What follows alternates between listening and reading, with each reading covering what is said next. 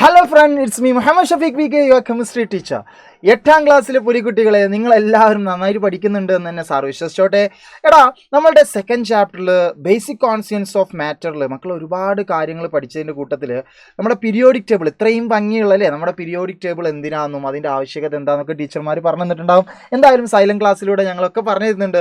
Okay, അതിൽ നമ്മൾ symbols എന്ന് പറഞ്ഞിട്ടുള്ള പ്രതീകം എന്ന് പറഞ്ഞിട്ടുള്ള ഒരു ഏരിയ പഠിച്ചപ്പോൾ അവിടെ നമ്മൾ പല രീതിയിലുള്ള കാര്യങ്ങൾ പഠിച്ചു. ഒരു എക്സാമ്പിൾ സാറ് പറയാം.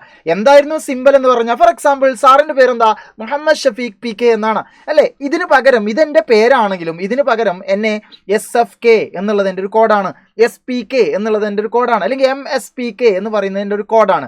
അപ്പോൾ ഇങ്ങനെ ഷോർട്ട് ആക്കിക്കൊണ്ട് എന്നെ അറിയാൻ വേണ്ടിയിട്ട് ഒരു സിംബൽ ഉണ്ടാക്കുക അല്ലെങ്കിൽ ഒരു പ്രതീകം ഉണ്ടാക്കുക എന്നാണ് നമ്മൾ അതിന് പറയുന്നത്. ഇതുപോലെ നമ്മുടെ ആറ്റംസിനൊക്കെ ഓരോ പേരുണ്ട് അല്ലേ, hydrogen, oxygen, nitrogen, copper, sodium, potassium, ഇങ്ങനെയൊക്കെ തുടങ്ങിയിട്ട് ഒരുപാട് പേരുകളുണ്ട്. അപ്പോൾ ആ പേരിങ്ങനെ നമ്മുടെ പീരിയോഡിക് ടേബിൾ ഇങ്ങനെ എഴുതി വെക്കുക എന്ന് പറയുമ്പോൾ പീരിയോഡിക് ടേബിൾ വലുതായി പോകും, അല്ലെങ്കിൽ അതൊരു എന്താ പറയുക, പീരിയോഡിക് ടേബിളിൻ്റെ വൃത്തി അത് ബാധിക്കും, അല്ലെങ്കിൽ നമുക്കത് ഒരുപാട് എഴുതാൻ നമ്മുടെ സമയം ഒരുപാട് കൺസ്യൂം ചെയ്യാനൊക്കെ അത് കാരണമാവും. ഫോർ എക്സാമ്പിൾ ജലത്തിൻ്റെ, വാട്ടറിന് മക്കളോട് ചോദിക്കുകയാണ്, വാട്ടറിൻ്റെ കെമിക്കൽ ഫോർമുല എന്താണെന്ന് ചോദിച്ചാൽ മക്കൾക്ക് അറിയാം, 2 ഹൈഡ്രജനും 1 ഓക്സിജനും ഉള്ളതാണ്. അപ്പോൾ വാട്ടറിനെ നമ്മൾ സ്വാഭാവികമായിട്ട് എങ്ങനെ എഴുതുക, H2O എന്നാണ് എഴുതാറ് അല്ലേ. പക്ഷേ നിങ്ങൾ ആലോചിച്ച് നോക്കിയേ, ഹൈഡ്രജന് H എന്ന സിമ്പൽ ഇല്ലായിരുന്നെങ്കിൽ, ഓക്സിജന് O എന്ന സിമ്പൽ ഇല്ലായിരുന്നെങ്കിൽ നമ്മൾ എങ്ങനെ എഴുതുക, 2 ഹൈഡ്രജൻ എന്നുള്ളതിന് പകരം H2 എന്നുള്ളതിന് പകരം ഹൈഡ്രജൻ എന്ന് എഴുതിയിട്ട് 2 എന്ന് എഴുതേണ്ടി വരും, ഓക്സിജൻ എന്ന് O എന്നുള്ളതിന് പകരം ഓക്സിജൻ എന്ന് എഴുതേണ്ടി വരും. അപ്പോൾ സിമ്പലിൻ്റെ പ്രതീകത്തിൻ്റെ പ്രാധാന്യം എന്താണ്,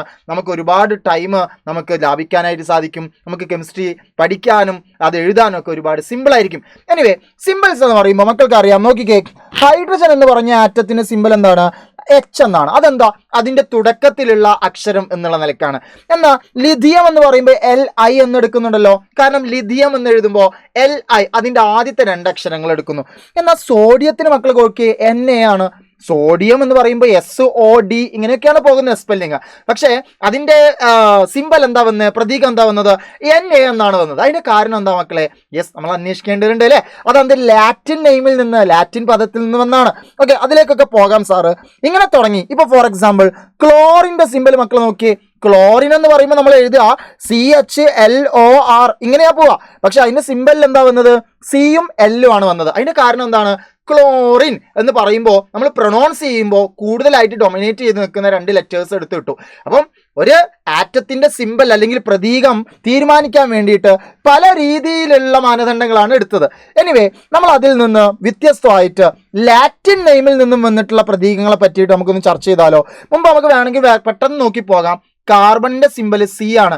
ആദ്യാക്ഷരങ്ങൾ വെച്ചിട്ടുള്ള സിമ്പലുകളാണ് carbon, oxygen, nitrogen, hydrogen, sulphur ഒക്കെ ഉള്ളത്, അതിൻ്റെ ആദ്യത്തെ ലെറ്റർ. എന്നാൽ കാൽസ്യം എന്ന് പറയുമ്പോൾ CA 2 ലെറ്ററുള്ള സിമ്പലാണ്. ക്ലോറിന് CL, ക്രോമിയത്തിന് CR, ബ്രോമിന് BR, ബെറിലിയത്തിന് BE, ഇങ്ങനെ 2 ലെറ്ററിലുണ്ട്.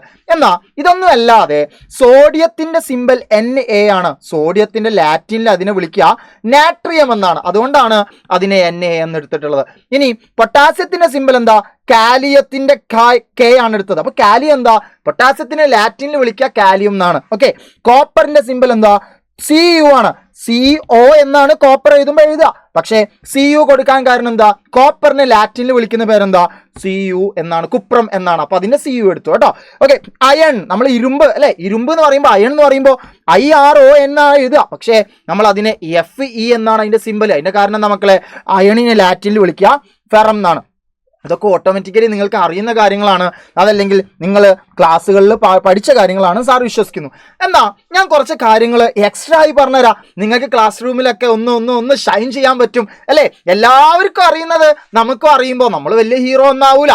എല്ലാവർക്കും അറിയാത്ത കാര്യങ്ങൾ നമ്മളെ മനസ്സിലുണ്ടാകുമ്പോഴല്ലേ അതൊക്കെ വെച്ചിട്ട് നമുക്ക് ഷൈൻ ചെയ്യാൻ പറ്റുള്ളൂ. അങ്ങനത്തെ കുറച്ച് കാര്യങ്ങൾ പറഞ്ഞു തരാട്ടോ മക്കളെ. നോക്കിക്കേ, നിങ്ങളോട് ചോദിക്കുകയാണ്, ഗോൾഡ് എന്ന് പറയുമ്പോൾ മക്കൾക്ക് അറിയാം എന്താണ് ഗോൾഡ് എന്ന് പറഞ്ഞാൽ, സ്വർണം അല്ലേ. സ്വർണത്തിന്റെ സിമ്പൽ ഗോൾഡ് എന്ന് പറയുമ്പോൾ G ഒക്കെയാണ് നമ്മൾ ആലോചിക്കുക. പക്ഷേ സ്വർണത്തിന്റെ സിമ്പൽ എന്താണ്, AU ആണ്. AU അതെങ്ങനെയാ വന്നത്, സ്വർണത്തിന് ലാറ്റിനിൽ വിളിക്കുക ഓറം എന്നാണ് കേട്ടോ. അത് സാർ എന്തായാലും കാണിച്ചു തരാം. എനിവേ, ഇതുപോലെയാണ് സിൽവർ എന്ന് പറഞ്ഞാൽ വെള്ളി അല്ലേ, വെള്ളിക്കൊലുസ് അണിഞ്ഞാന്നൊക്കെ പറഞ്ഞ പാട്ടില്ലേ. അപ്പൊ സിൽവർ എന്ന് പറയുമ്പോൾ നമ്മൾ ഉദ്ദേശിക്കുന്നത് SI ഒക്കെയാണ്. പക്ഷെ സിൽവറിന് SI ഒന്നല്ല, സിൽവറിന് എന്താ വന്നത്, AG ആണ്. എങ്ങനെയാ വന്നത് നോക്കാം നമുക്ക് കേട്ടോ. ഓക്കെ, മെർക്കുറി എന്ന് പറഞ്ഞാൽ മക്കളെ കേട്ടു വെച്ചോ, നമ്മുടെ ലോഹങ്ങളില് ലിക്വിഡ് സ്റ്റേറ്റിൽ ദ്രാവകാവസ്ഥയിൽ കാണുന്ന ഒരു ലോഹമാണ് മെർക്കുറി എന്ന് പറയുന്നത്. ഈ മെർക്കുറി എന്ന് പറയുമ്പോൾ ഒക്കെയാണ് നമ്മൾ പ്രതീക്ഷിക്കുന്നത്, പക്ഷേ വരുന്നത് എന്താ, Hg ആണ്. ഇങ്ങനെ തുടങ്ങിയിട്ട് കുറച്ച് എലമെന്റ്സ് നമ്മൾക്ക് പ്രതീക്ഷയിൽ അപ്പുറത്ത് വരുന്നുണ്ട്. ഇതൊന്നും കൂടുതൽ ആൾക്കാർക്ക് 8ാം ക്ലാസ്സിലെ കുട്ടിയൊക്കെ അറിയൂല, പക്ഷേ എൻ്റെ മക്കൾക്ക് അത് അറിയണം. നിങ്ങളെല്ലാവരും ക്ലാസ്സിൽ ഇത് വെച്ച് പെർഫോം ചെയ്യണം.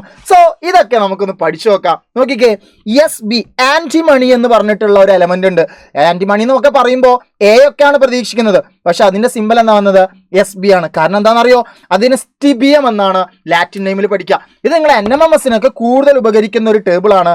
ഒരുപാട് വർഷം റിപ്പീറ്റ് ചെയ്ത് ചോദിക്കാറുണ്ട് ആന്റിമണി പോലെയുള്ള ഈ എലമെന്റ്സിന്റെ ലാറ്റിൻ നെയിം. അപ്പൊ പഠിച്ചു വെക്കാം കേട്ടോ. ഓക്കെ, ഇനി കോപ്പർ നമ്മൾ പറഞ്ഞു, ഗോൾഡ് പറഞ്ഞു, ഓറം എന്നുള്ളതിന്റെ AU ആണ് എടുത്തത് കേട്ടോ. അയണ് പറഞ്ഞു, ലെഡ് എന്ന് പറയുമ്പോൾ എല്ലൊക്കെയാണ് നമ്മൾ ആലോചിക്കുക, പക്ഷെ ലെഡിന്റെ സിമ്പൽ എന്താ, PB ആണ്. കാരണം എന്താണ്, ലെഡിനെ നമ്മൾ പ്ലംബം എന്നാണ് അതിന്റെ ലാറ്റിൻ നെയിം. അപ്പൊ അതിന്റെ PB എടുത്തു കേട്ടോ. ഓക്കെ, മെർക്കുറി എന്ന് പറയുമ്പോൾ അതിനെ വിളിക്കുന്നത് എന്താണ്, ഹൈഡ്രാജിറം എന്താണ് എവിടെ വിളിക്കുക, ലാറ്റിൻ നെയിമിൽ വിളിക്കുക ഹൈഡ്രാജൈറം അല്ലെങ്കിൽ ഹൈഡ്രാജിറം എന്നൊക്കെ പറയാറുണ്ട്. അപ്പോൾ അതുകൊണ്ട് Hg എന്ന് വന്നത് കണ്ടോ. ഓക്കെ, ഇനി പൊട്ടാസ്യം നമുക്കറിയാം. സിൽവർ സാറ് പറഞ്ഞു, അർജന്റം എന്താണ്, അർജന്റീന അല്ല, അർജന്റം എന്നാണ് സിൽവറിന്റെ ലാറ്റിൻ നെയിം. അതുകൊണ്ടാണ് എന്ത് ചെയ്തത്, സിൽവറിന് Ag എന്ന് സിമ്പിൾ വന്നത്. ഇനി സോഡിയം നമുക്കറിയാം, ടിൻ എന്ന് കേൾക്കുമ്പോൾ ടിൻ എന്ന എലമെന്റ് Ti എന്നൊക്കെ ആലോചിക്കും, പക്ഷെ മക്കളെ പഠിച്ചേക്കടാ, SN ആണ് ടിന്നിന്റെ സിമ്പൽ. ഇതൊക്കെ നമ്മൾ അറിഞ്ഞു കഴിഞ്ഞാൽ ക്ലാസ് റൂമിൽ എല്ലാവരും മക്കളെ ടിന്നിന്റെ സിമ്പൽ എന്താ നിങ്ങൾ കൂട്ടുകാരനോട് ഏറ്റവും കൂടുതൽ പഠിപ്പിച്ചിനോട് ചോദിക്കുമ്പോൾ അവൻ പറയും ടിന്നല്ലേ, അവൻ വെറുതെ നിങ്ങളെ പറ്റിക്കാൻ പറയും Ti ആണ്.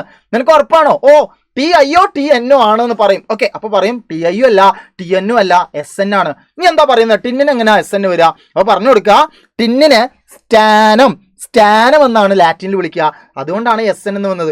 നിനക്ക് എങ്ങനെ ഇതൊക്കെ മനസ്സിലായേ? അപ്പൊ പറയാ, സൈലത്തിന്റെ ലൈവും കണ്ടന്റും ക്ലാസ്സുകളൊക്കെ കണ്ടാൽ അതൊക്കെ മനസ്സിലാവും അല്ലേ.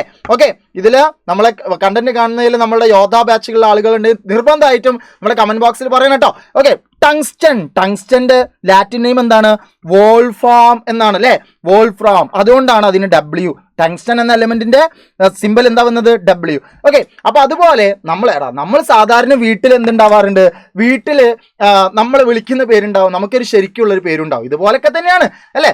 അപ്പം എല്ലാവർക്കും എന്നെ വീട്ടിൽ ഷഫീഖ് എന്നാണോ വിളിക്കുക, പക്ഷെ മക്കൾ അങ്ങനെയാണോ?